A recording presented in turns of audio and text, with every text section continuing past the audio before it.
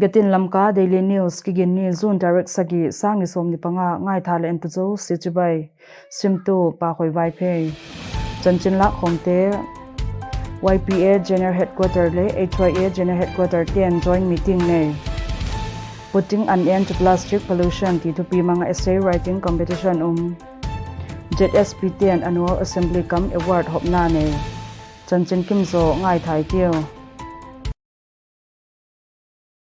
Zani zone direct guk sang ni som ni panga ni tak lam dak ni ki pat dak li chan Young Paite Association YPA le Mar Youth Association HYA 10 HYA General Headquarter Office Meeting Hall reng kai mun joint meeting ne in joint declaration abolo here zi huna hin YPA General Headquarter apat CEC block le unit pui tu te pangu HYA General Headquarter apat joint headquarter tui da pile branch pui tu te pangwa here Zi meeting a hile YPA telem sakna dungzuya ne hi in til poi mo tam tak again khom mo hi zi la ka chun tu lai social media nam boina thading tu phalo le thubul bal nei lo the jak te chungchang hoi tak again khom na ne in aku ko le boi thading hilo cheng khom mel ma pakhat ne pang khom poi mo ma hi dan te again khom mo hi chule tu lai social media platform le WhatsApp channel vela ke the thang nam boina thei thil te cho YPA in a hiat pilo thu again na zigul thil bol te chu mi panthum pali khel hiloding a hi danu again o hi nam boina thei him pha sak lo dan ule aki gol lo dan ule again o hi zi meeting mun hin YPA 10 HYA te khota chini bong noi lanin thingpi don khomna aneu zi zo in YPA pui tu te pat pau chap na in huna kha ko hi chun YPA le HYA 10 ke thapuk na bolte wa hi le namkal boi theina ding thu le la sekma le YPA le HYA in ke unaw na thuk the same bolding a hi naw pangkhen khat thil ngai tu na nei nai lo te ji ka boina le ko man nam thilala lowa boina bolten amaw kal a ke suk beng ding wa hi pathian hing bi a cheng khom te ke kala git lo na chi theza goten mun anei lo ding u thei top su apan la khiding a hi tin len mon thang walter president YPA General Headquarter ti ginthian lal General Secretary YPA General Headquarter upa laldon lin barte General President HYA General Headquarter le lamram sim jote General Secretary HYA General Headquarter ten soya kaiwa hi Zani zone direct guk sang ni som ni panga in World Environment Day a hi to kitonin sangai got police station Chirchanpur district apat Osil hunmin lal khongsai MPS mapuina in Agape High School chapel hall sangai kot muna putting an end to plastic pollution ti thupi mang essay writing competition anei wa hi zi essay writing competition na in sangai got police station in a home khak school chum apat student Sathum wal pangin category ni in a kihenu category group A a class 5 to class 7 category group B a class 8 to class 10 chan in a kihenu hi competition anei sunga hi le sunung da kharakipat ni taklam da ni chan hi in mark sa hi le som nga hi competition anei zoun sexual violence against women in the district 2 ti thupi manga seminar anei piwa chun student te gam le na ma ding ami poi mo tak hi theina dingo panna satak la dingin til khona nei hi prize hi le result aso khuna hom ding hi na kigen hi zo sang naw pang pol pi te saina a tuni direct sagi sang ni som ni panga jing kalam dak som pakhaten ZSP annual assembly cum award distribution cho Saint Teresa School auditorium tuiteng phai munin anei oi ji hun hi hundan ni in ki khena hundan khatna business session amat hi in hundan ni na ZSP award distribution cho sonung da khatin panwa hi award piak dona Department of Education ZSP General Headquarter in neya pathian kinga pau chap piak na Reverend Nangkhandal DS Lamka East MELC in nei hi tuni huna ZSP General Headquarter award ki home tel achang tu te hiula Let Peace wa Jahau Meritorious Award Class 10 zo MIA Lamark sang mupen te Benjamin Pauman Thang son of Kai Khandong Swanta Chinkham Modern High School Julie Chin Nekim daughter of Thanglian Lal Hangsing Grace Academy Mangmin Lenzo son of Kai Swan Mang Chinkham Modern High School Esther Ngalun Kim daughter of Zamkhot Zam Khohau, Chinkham Modern High School. Sarah Kim Hoi Nuam, daughter of Thang David, Chinkham Modern High School. Chin Dei Lun, daughter of H. Dalmuan Thang Blue Star Academy. Man Holzo, daughter of Let Dong Lun Lal, Agape High School, Sangai Kot. Let Thang Khan Lal, Meritorious Award, Class 10 Topper. Jaden Lal Ginthang Samte, son of Khupmuan Sang Samte, Silmat Christian High School. Let Tong Zapao Memorial Award Mathematics Class 10 Mark Mutampian. Jaden Lal Ginthang Samte, son of Khupmuan Sang Samte, Silmat Christian High School. Let Dr. Michael H. Daitu Memorial Award English Mark Mutampian. Jaden Lal Ginthang Samte, son of Khupmuan Sang Samte, Silmat Christian High School. Marcy Koireng, daughter of R. Linsing Koireng Grace Academy. Let Dr. Tong Hokai Memorial Award Class 10 Science Mark Mutampian. Lun Biak Thang, son of Daiswan Mung Hill Model School Singat. Jaden Lal Ginthang Samte, son of Khupmuan Sang Samte, Silmat Christian High School. Let Haupu and Lalpu Memorial Award Social Science Mark Mutampian. Lun Biak Thang, son of Daiswan Mung Hill Model School Singat. Jaden Lal Ginthang Samte, son of Khupmuan Sang Samte, Silmat Christian High School. Sylvia Chunglalven, daughter of Martin S. Haulianthang Cambridge School. Hang Swan Muan, son of Let Kup Swan Hau Government School Churchanpur. Chingnun Hoi, daughter of Thangai Lian Rayburn High School. Mang Chin Mung, son of Mang Min Lian, Douglas Memorial High School. Let M. Lian Zachin, Elias Kapu Saipu Meritorious Award Topper in MIL Zo Class 12. Nancy Dimngai Kim, daughter of Let Mung Swan Mang Viket Tona College. Let Jem Dauzakham Tungnung Meritorious Award Overall Topper in Class 10, CBSE and other board except Manipur. Lal Golun Manlun, son of Lalin Mang Manlun, NAU HOF English Medium School, Mizoram Board. Let Inspector Tungnung Alex Lal Minlun Meritorious Award Highest Mark in Class 10, Bosham Government School. Chinnun Nuam, daughter of Kamang Zo Renkai High School. Hau Ngai Lun, daughter of Pasianpia Singat Higher Secondary School. Let Jin Yang Meritorious Award Overall Topper in Class 12, CBSE and other board except Manipur. Thangai Lian, daughter of Jin Lian Khai, Capitania Composite PU College, Mangaluru. Let David K. Samte Meritorious Award Highest Mark in Arts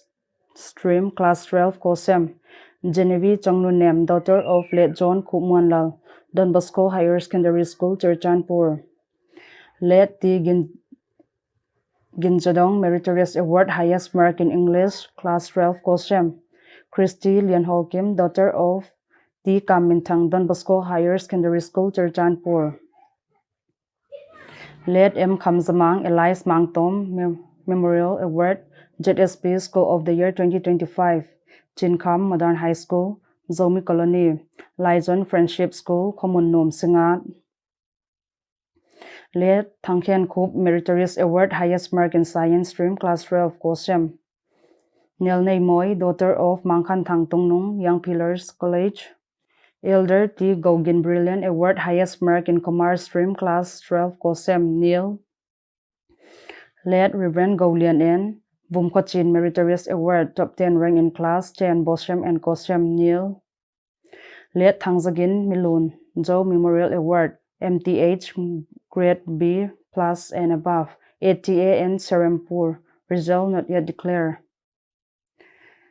Let Lianchin Mang and Let Hauching Memorial Award Doctorate Degree PhD in Secular Stream.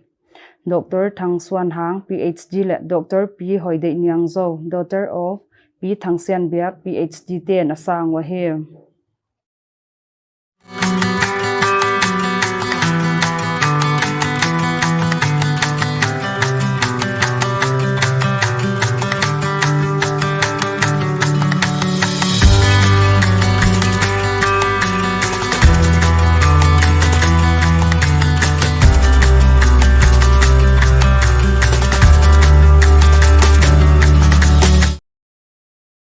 Tuni Jun direct sa gisang ni som ni pangain SHL Lunminlal Khongsai MPS OC Sangay Kot Police Station Churchanpur Captain Imroj Alam 36 AR le AC Ako D60 ITB te mapuina in 36 AR le D60 ITB te kithu in heng ken khu le kim vela joint combing operation ane wa hi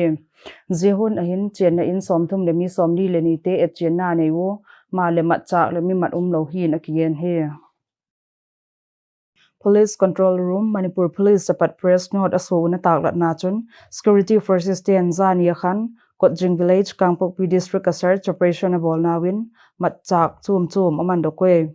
zete cho hile M16 rifle US made card ball action rifle card pull mechanism rifle thum improvised mortar thum mortar bombs thum Motorola set khat le BP jacket khat amando ko he zani chun Security Forces ten KCP PWG Kedarmini Wahengbam Hirojit Singh Elias Ilu Elias Bobo kumsom thum le khat off Wangun Ahalup Santipur Bisnupur District le Sagol Sem James Singh Elias Thaujan kumsom ni la sagi off Phumlo Maya Leikai Info West District aman wa he ama wa hi le monchum chumasum le pai demand bol da nin akigen he zani mama chon Manipur Police 10 UPPK Kedarmi khat Paunam Stephen Meitei Elias Loinaba kumsom ni le thum off Moidang Pok Awang Leikai Info West District cho Khumbong Bazar Info West District munin aman wa he Tuni June Tarik Sagi sang ni som ni pangain Zambiak sang son of late Pau Chanchin kumsom thum le thum Tedim Road SBI Bank John 3 cho ODZ kin alamol lim he ama hi EBCC HL ko chu makiloya hi tuni mama in alung chu YPA LU le EBCC HL ko chum te in tek na in lam ka than mola vuilim in he lalpan anu sia in sung mi te thamon in pi ta hen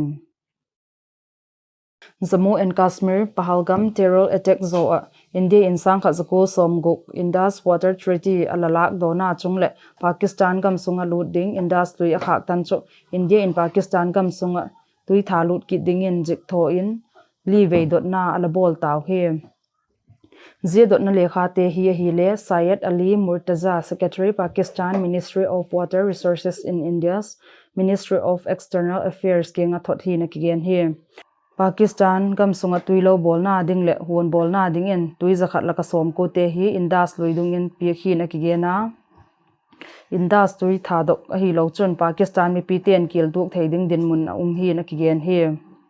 Himalaya Pakistan in tingnoi mi te ta sot na wa hai san masio Indus loidung a tui thadok loading in India Prime Minister Narendra Modi in again here chule Indus Water Treaty a ki hona theina dinga Pakistan in Pakistan occupied Kashmir POK cho India ko ta pi kit masak dinga hi tin le again here Dr. T. Vanlal Kungi Chief Medical Officer CMO Churchanpur in MDR-TB multi-drug resistant tokisayin public le private sector health facilities medical practitioner te heading in thupona bol he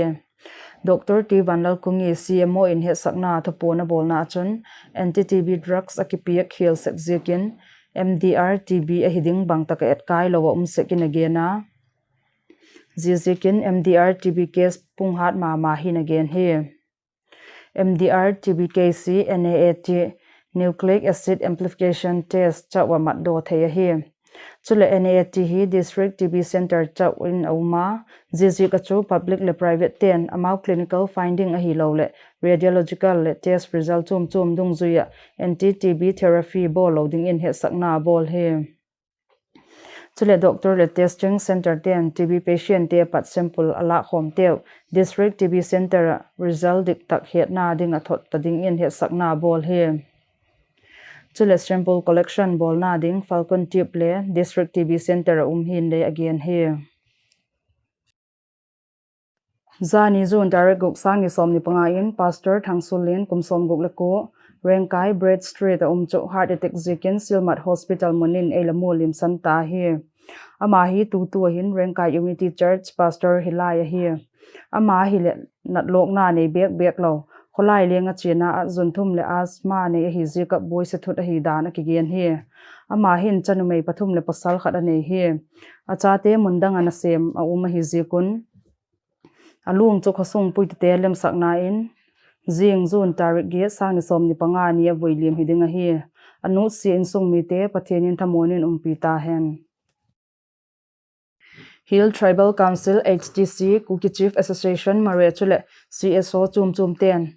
Zun tarik nga sang ni som ni panga ni tak lam dak thum vela kam gin thang gang te a in muna NIA ten alama tu doilo lat sakna dingin tuni jingka lam dak sagi patin lam zot ki phin na nei oi zi lam zot ki phin na hi gal ngam len tol muna mi pi ki sukhomen zi muna patin forest gate chan lampi zot na uma NIA pui tu chum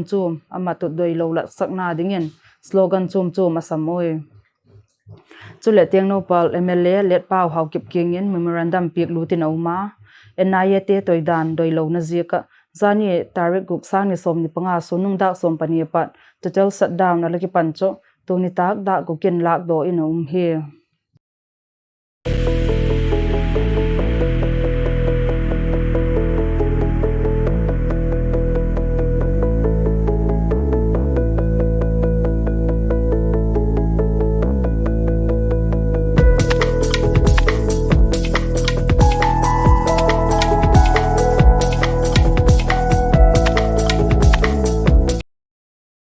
Ukraine Air Force in Tunin Russia Su-35 fighter jet kap tha hin akigen he Russia Su-35 fighter jet hi course lam zone ahung leng laya Ukraine Air Force in la kap tha hin akigen he chule Ukraine in Russia military le na som li kap si zikun Ukraine copy Kyiv le copy chom missile le drone mangin zani taken nasataken alakapu mi gukin thina to ko hin akigena Zibana chun mi som get walin liam na to ko Ukraine gamsung kezot mat to na railway metro le lam lien hun khop kap se ta hin le again here Ukraine in Russia military le na som li kap si ziken Russia in mabana Ukraine gamsung ballistic missile drone manga nasataka le thuk ding hin Russia President Vladimir Putin in again here Chanchin Lakkhawm te YPA General Headquarter le HYA General Headquarter 10 joint meeting ne putting an end to plastic pollution thupi manga essay writing competition ZSP 10 annual assembly come award hawpna ne tunita adinga Getin Lamka daily news ngai thak theile ye theuji chan he ngai tha le ente zo se nom le mangpha